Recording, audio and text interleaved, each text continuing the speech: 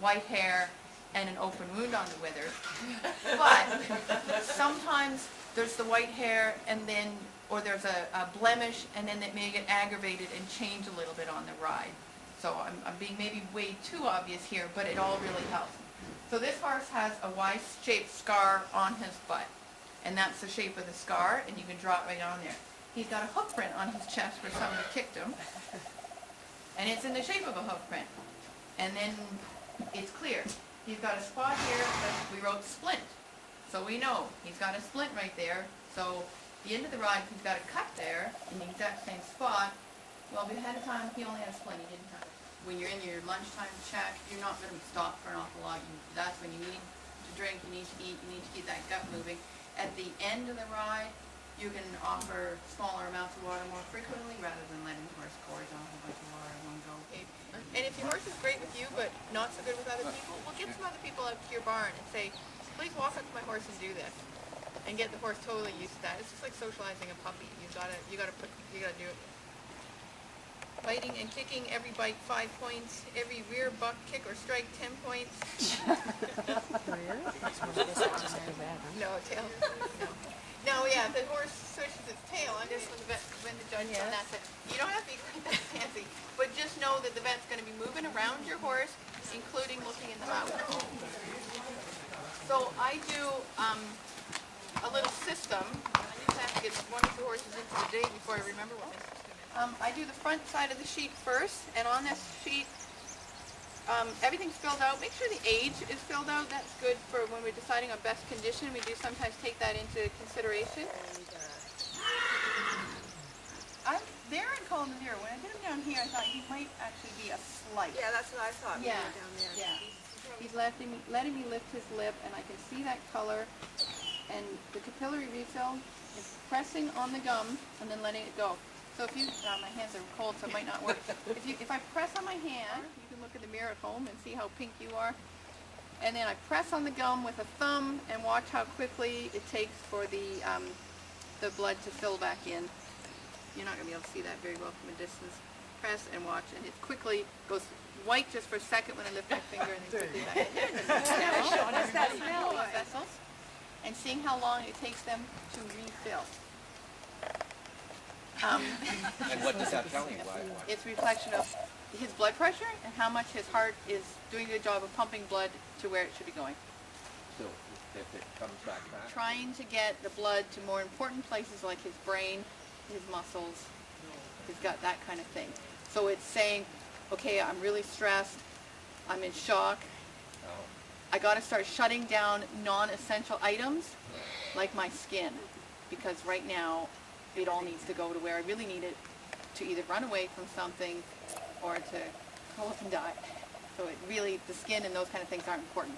So your extremities are superfluous when you're looking about a serious situation where you're rub it against him, touch it right here without any warning, and then stand there and just get him used to it. Like so many horses, they're very quiet, they're very good, and they just know as soon as they see this thing and somebody comes and stands right here, they start dancing and getting silly.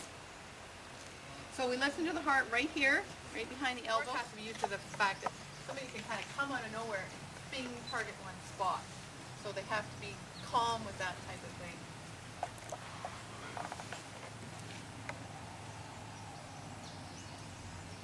So for the gut sounds, we listen either here or here on either or both sides. I usually listen on both.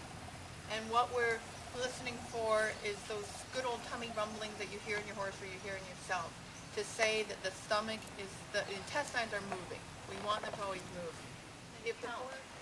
And if anybody here is being a volunteer for pulse and respiration, it's not an easy thing to do, and if you get frustrated, you're not alone. It's very difficult. At the beginning, this horse is relaxed. Now he's sniffing. He's doing that flamin' and he's sniffing, and that totally changes how his abdomen's moving. The mid-ride check, when he's hot and sweaty and tired, and he's just guzzles some water, and then his friend whinnies, and he calls to his friend. It's so hard to interpret how this abdomen is moving. So don't get frustrated with, if you're doing the pulse and respiration, If you lose count, start over, and don't get frustrated with the person doing it because it's not an easy thing to do. If I'm checking respiration on a horse that I'm concerned about, I listen for it. I don't watch, I listen, because I just can do that better. Because you get some good gurgles going on, you get a sigh, you get a whinny, you get a shake, and you lose your count here. Listening to his lungs, it probably is more accurate. The lungs kind of stretch from here, this whole area right here. So you would probably listen right about here. That'd be your best bet. You know, when we listen for a sick horse, we listen in kind of 3 quadrants. But right about the mid barrel would be good, and his ribs end there, so kind of right in the middle. Now, when the horse comes in with a PNR check and he's got tack on, that sometimes makes that difficult to get up there and listen. The other thing you can do is watch the nostrils, where you could feel breath coming out of the nostrils. So he started off 0, middle of the ride went to 2, and was 2 at the end. Yes. Right, he loses points, because it's always comparing to how he was at the beginning.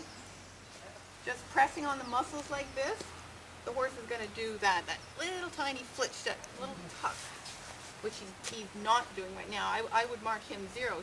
His muscles are fine, but I'm just cheating a bit and showing you what not fine looks like. Sorry, buddy. Doesn't seem to bother him He's anymore. memorizing your smell for later. And she's got a really loose lead. Her hand is like a foot away from the horse's head.